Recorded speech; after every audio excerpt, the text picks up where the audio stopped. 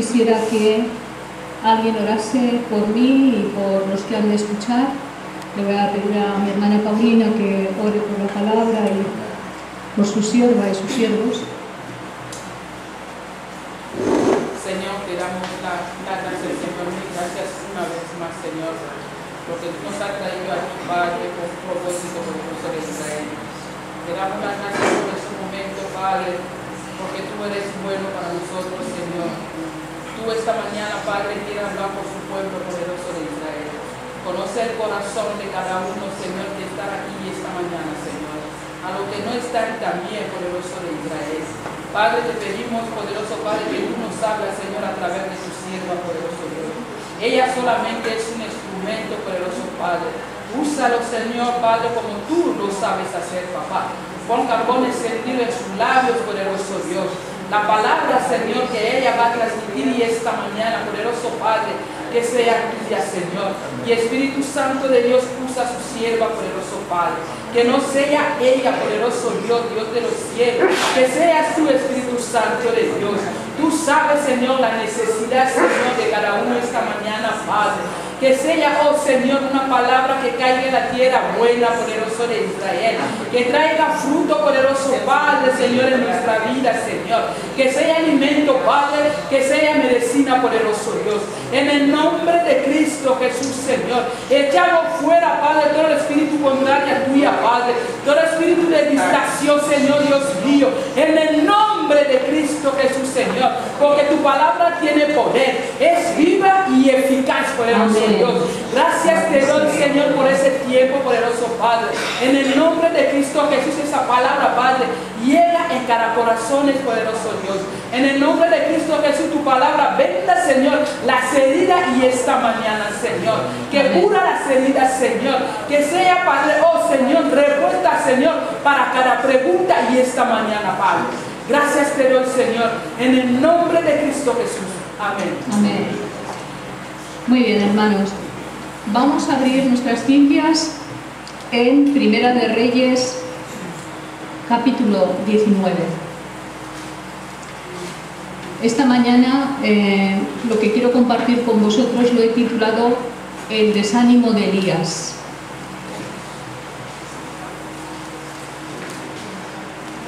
Pero no es para que os desaniméis, sino que para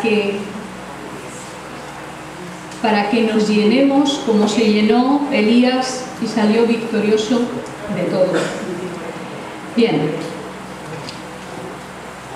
No sé si lo voy a leer todo o iré por partes, según el Espíritu ponga en mi boca. Para los que no conocéis la historia de este caso Elías, anteriormente ha ocurrido un suceso muy importante. Es que el profeta Elías ha desafiado a los profetas de Baal y de Asera para ver quién es verdaderamente Dios. Y al pueblo de Israel les ha dicho: ¿hasta cuándo estaréis entre dos pensamientos? Si Jehová o Yahweh es Dios, seguidle a él. Pero si es Baal, seguidle a Baal. Y entonces puso una prueba para saber quién era Dios. Los profetas de Baal y de Asera tenían que invocar a su Dios para que bajara fuego del cielo y quemara todo el holocausto, todo el sacrificio que habían puesto. Elías iba a hacer lo mismo, pero él añadió agua a todo lo que había allí para ver de dónde bajaba el fuego y se proclamaba quién era Dios. Esto era más que nada para que el pueblo se decidiera de una vez por el verdadero Dios. El resultado fue que efectivamente estuvieron horas los profetas de Baal y Asera, incluso sajándose y danzando y haciendo un montón de cosas, y el fuego no cayó. Pero cuando le tocó el turno a Elías, Elías sí, primeramente ordenó el altar que estaba deshecho, que estaba mal, y puso todo, y bueno, y oró, y el fuego de Dios cayó sobre él y lo consumió hasta el agua que había alrededor. Bueno, esto es un pequeño resumen para aquellos que no conocen la historia, pero después de este gran triunfo, podríamos decir, donde se ha manifestado el verdadero Dios, que es Yahweh, que es Jehová, como algunos lo conocemos,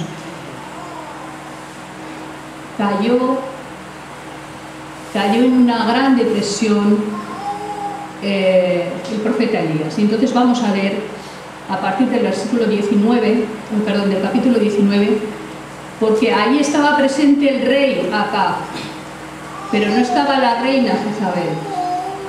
Entonces Acab, dice así la palabra de Dios, Acab dio a Jezabel la nueva de todo lo que Elías había hecho y de cómo había matado a espada a todos los profetas. Entonces envió Jezabel a Elías un mensajero diciendo: así me hagan los dioses y aún me añadan, si mañana a estas horas yo no he puesto tu persona como la de uno de ellos. Viendo pues el peligro, se levantó y se fue para salvar su vida. Y vino a Berseba, que estaba en Judá, y dejó allí a su criado. Y él se fue por el desierto un día de camino, y vino y se sentó debajo de un enebro. Y deseando morirse dijo: basta ya, oh Jehová, quítame la vida, pues no soy yo mejor que mis padres. Y echándose debajo del enebro se quedó dormido, y aquí luego un ángel le tocó y le dijo: levántate, come. Entonces él miró y he aquí a su cabecera una torta cocida sobre las ascuas y una vasija de agua, y comió y bebió y volvió a dormirse. Y volviéndose el ángel de Jehová a la segunda vez lo tocó diciendo: levántate y come, porque el largo camino te resta. Se levantó pues y comió y bebió, y fortalecido con aquella comida, caminó 40 días y 40 noches hasta Horeb, el monte de Dios. Y allí se metió en una cueva, donde pasó la noche. Y vino a él palabra de Jehová, el cual le dijo: ¿qué haces aquí, Elías?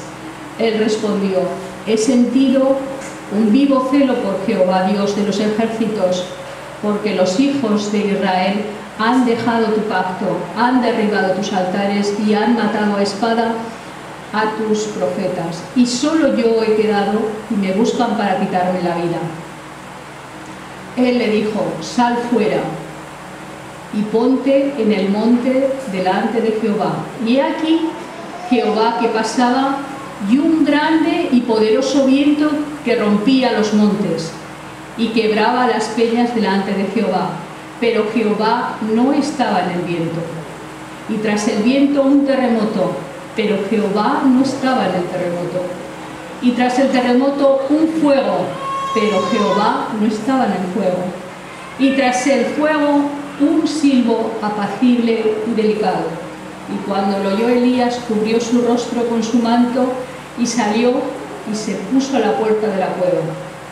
Y he aquí vino a él una voz diciendo: ¿qué haces aquí, Elías? Él respondió: he sentido un vivo celo por Jehová, Dios de los ejércitos, porque los hijos de Israel han dejado tu pacto, han derribado tus altares y han matado a espada a tus profetas, y solo yo he quedado y me buscan para quitarme la vida.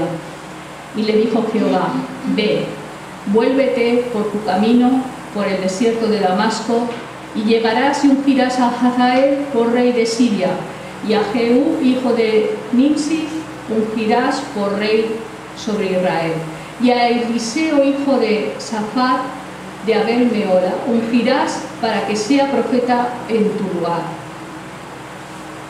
Y el que escapare de la espada de Hazael, Jehú lo matará, y el que escapare de la espada de Jehú, Eliseo lo matará. Y yo haré que queden en Israel 7000 cuyas rodillas no se han doblado ante Baal y cuyas bocas no lo han besado. Amén. He querido leer todo para que veáis, y ahora iremos desgranando poco a poco, por qué lo llamo el desánimo de Elías. Porque realmente en el Monte Carmelo quien triunfó fue el Señor y su profeta Elías. Y sin embargo, cuando Jezabel tiene noticias de lo que ha pasado, manda matar al profeta de Dios. Y a mí siempre me ha llamado la atención, ¿por qué huye Elías? ¿Por qué huye Elías? Él dice, aquí dice, teme por su vida. Y entonces se va, y se va al desierto. Pero, aunque teme por su vida, hay un desánimo muy grande en Elías. En primer lugar, aunque ha quedado más que demostrado quién es Dios, el pueblo no ha cambiado.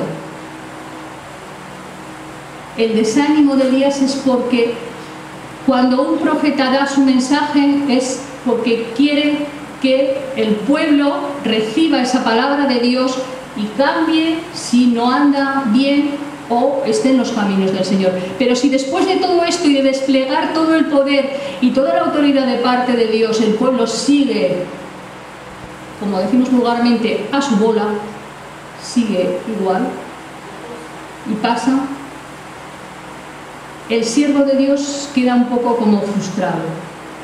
¿Qué pasa aquí, no? Y ya para colmo, Jezabel, que lo manda a matar. Pero el estado de ánimo de Elías, como leemos, a Dios le dice, basta ya, oh Yahvé, quítame la vida porque no soy yo mejor que mis padres. Y echándose debajo del enebro se quedó dormido. El enebro es un árbol aromático y cuando uno está triste le da mucho sueño. Estaba muy triste, porque luego lo despierta el ángel, come un poquito y se vuelve a dormir. Sigue dormido. Quítame la vida, pero se lo dice a Dios, pero no está dispuesto a morir en manos del enemigo, de aquella responsable de que el pueblo haya sido desviado de la verdad. ¿Qué poder tan fuerte tenía Jezabel? Ejercía sobre el pueblo, sobre su marido, porque ahí la que mandaba era ella. ¿De qué manera? ¿De qué manera? Porque lo que ella dijo se iba a cumplir y él huyó. ¿Pero a dónde fue? A buscar al que conocía, que era el Señor. Y a Dios tenemos que derramar toda nuestra ansiedad. Le dice, basta ya, oh Señor, quítame la vida, porque no soy yo mejor que mis padres, no deseaba ya vivir. En primer lugar, porque no veía que hubiera verdaderos seguidores del Dios Altísimo. Y en segundo lugar, ¿de qué había servido esa demostración de poder y autoridad de parte de Dios si la gente sigue ciega y atada?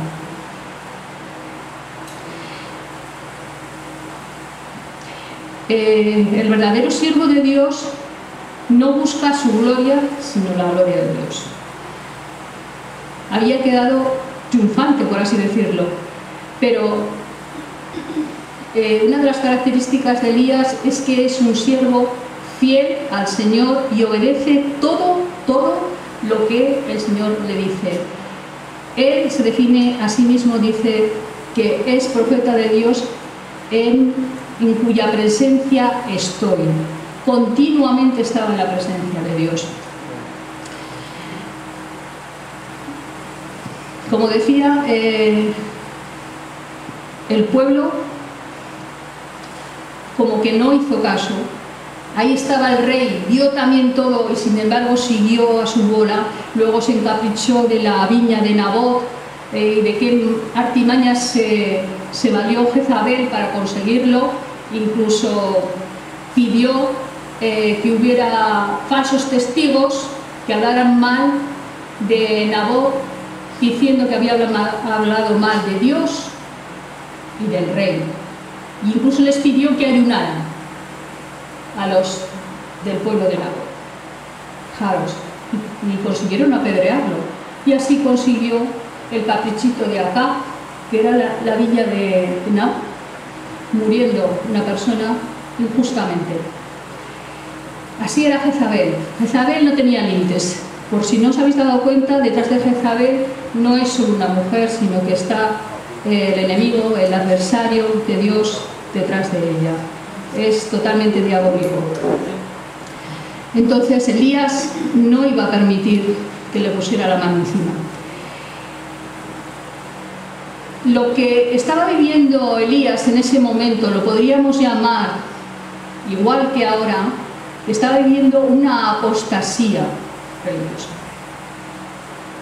Fijaros que el dolor de Elías es que nadie había quedado para seguir adorando al Dios verdadero. Pero, ¿qué le dice el Señor? Adelantándome un poco a lo que dice más adelante, haré, no es que haya, haré que 7000 no hayan doblado sus rodillas delante de Baal, ni sus bocas lo hayan besado. En el tiempo de Elías estaba claro quién seguía al Dios de Israel, Yahweh, y quién seguía a Baal y a Asera.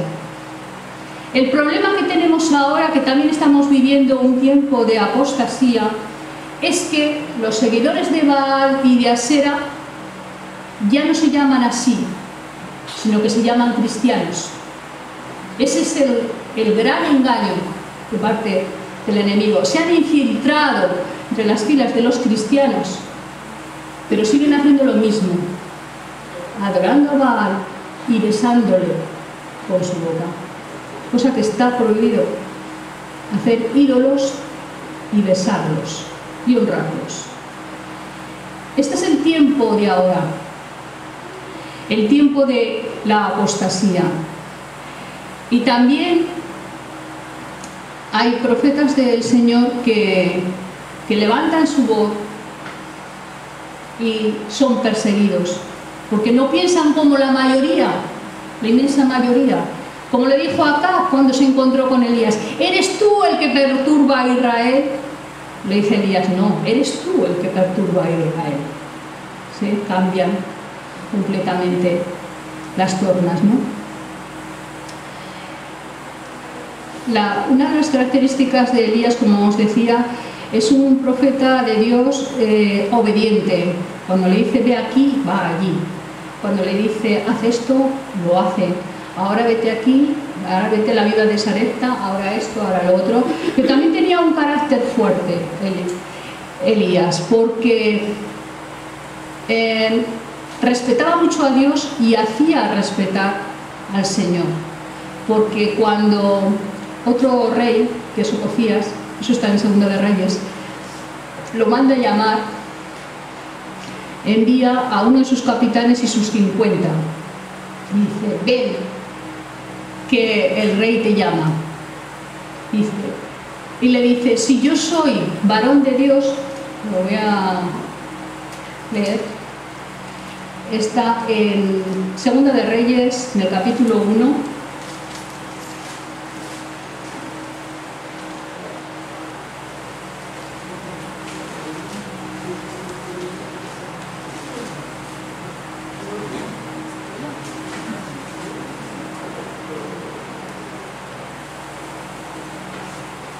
para abreviar, esto es Ocosías.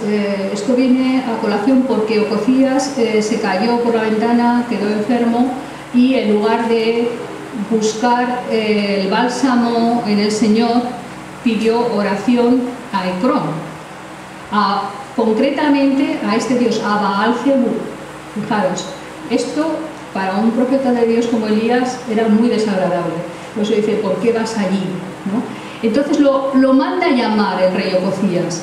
Y en el capítulo 1, versículo 9 dice, luego envió él, el rey, un capitán de 50 con sus 50, el cual subió a donde él estaba, y aquí que él estaba sentado en la cumbre del monte. Y el capitán le dijo, varón de Dios, el rey ha dicho que desciendas. Y Elías respondió y dijo al capitán de 50, si yo soy varón de Dios, descienda fuego del cielo y consúmate con tus 50.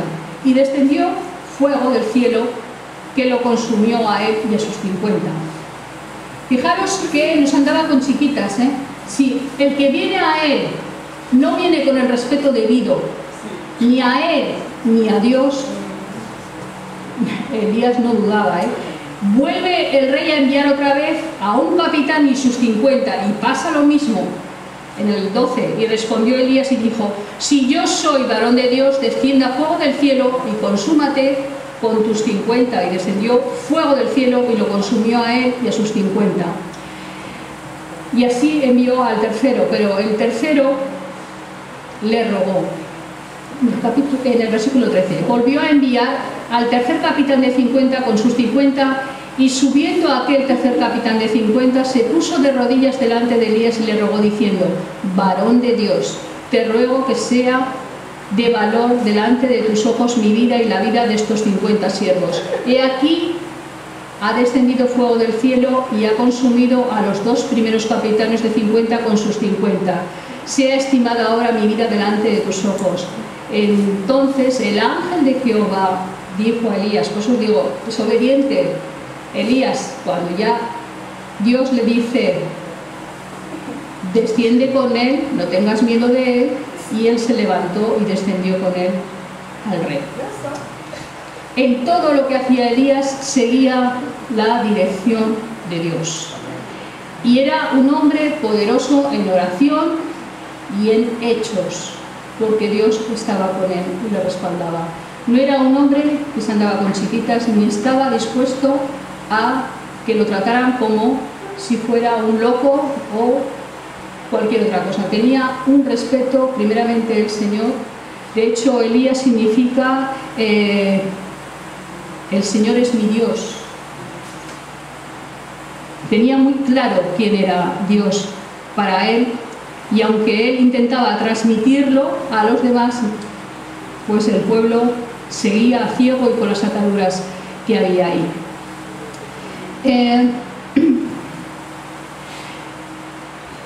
Eliseo es un siervo de Dios que, como os decía, va a donde le manda el Señor. En este caso va al monte Horeb, según le dice el Señor. Cuando él le ha expresado a Dios: basta ya, no quiero vivir más, ¿no?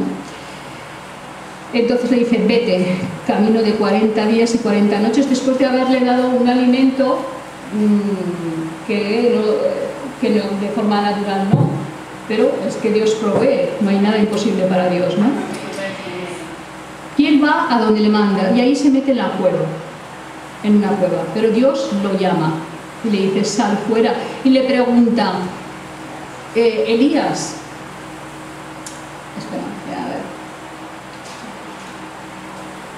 ver, ¿qué haces aquí, Elías? Y él responde: he sentido un vivo celo por Jehová, Dios de los ejércitos, porque los hijos de Israel han dejado tu pacto. Primeramente, el dolor de Elías es porque el pueblo de Israel se ha perdido, se ha destruido a sí mismo. Han derribado tus altares, han matado a espada a tus profetas, y solo yo he quedado y me buscan para quitarme la vida. Entonces el Señor le dice: sal fuera y ponte en el monte de Jehová, delante de Jehová. Y he aquí que Jehová pasaba. Y ocurre 4 fenómenos. Primeramente, un viento muy fuerte que quebraba las rocas, las piedras. Pero dice la palabra de Dios: pero Jehová no estaba en el viento.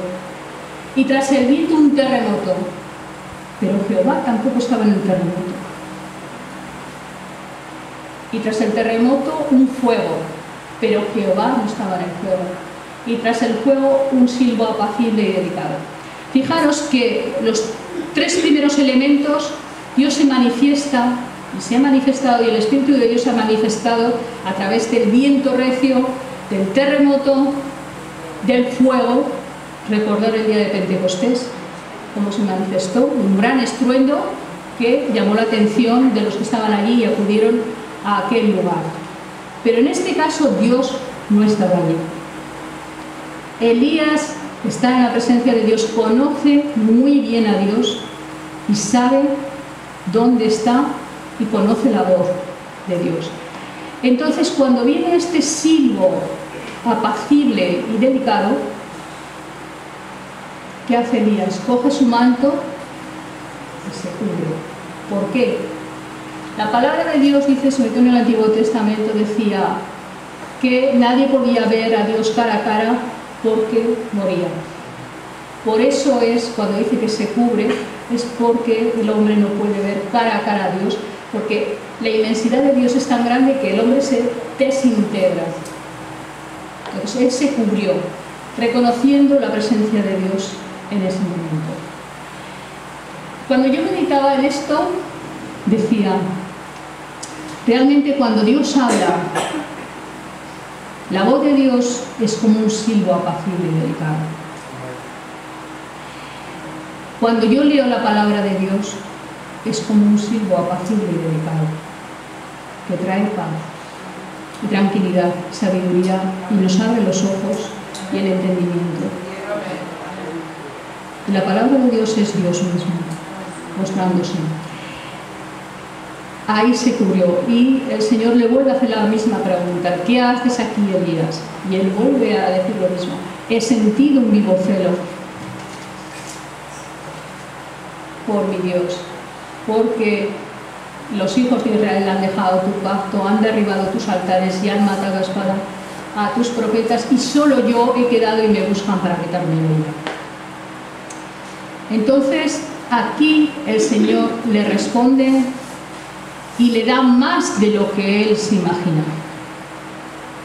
Aquí Dios, aparte de responderle, lo respalda. Como os he dicho, una de las características de Elías es que es obediente. Entonces le manda hacer 3 cosas: ungir a 3 personas: a Hazael como rey de Siria, que todavía no lo es; a Jehú como rey de Israel, que todavía no lo es; y a Eliseo como profeta en su lugar. Interesante, pero él no duda y hace todo lo que el Señor le pide. Pero le dice una cosa que también le da consuelo. Estamos en el capítulo 19, en el versículo 18. Y yo haré que queden en Israel 7000 cuyas rodillas no se han doblado ante Baal y cuyas bocas no lo han besado. Fijaros que el hecho de un remanente fiel es por la voluntad de Dios, por encima de todo, más que de la voluntad del hombre. Y esto es lo que necesitaba escuchar Elías, que su trabajo no había sido en vano, que efectivamente había algunos temerosos de Dios que iban a ser fieles al Señor, porque lo que un siervo de Dios le angustia, le duele completamente, es ver que no siguen al Señor, que no adoran al Señor como Dios lo tiene establecido, porque hay muchos falsos profetas por ahí, muchas falsas religiones y muchas cosas que dicen todos los caminos llevan a Dios. Falso. Como ya eres cristiano, ya no tienes que hacer nada más. Bueno, lo de cristiano hay que trabajarlo, hay que cultivarlo, no puedes descuidarte. Entonces muchos se acomodan, se relajan, como si hubieran llegado a la meta, pero es que no hemos llegado a la meta. ¿Por qué muchos se relajan? Ya estoy, como he dicho otras veces, muchos se convierten a una religión, ya han llegado a esta religión y ya han dejado de correr. La conversión es al Señor y el Señor te pide, y te pide más cosas. Y no hay que dejar de hacer todo lo que el Señor te pide. Fijaros que hay un paralelismo, la apostasía que entonces había en el tiempo de Elías y la apostasía que en los últimos tiempos estamos viviendo.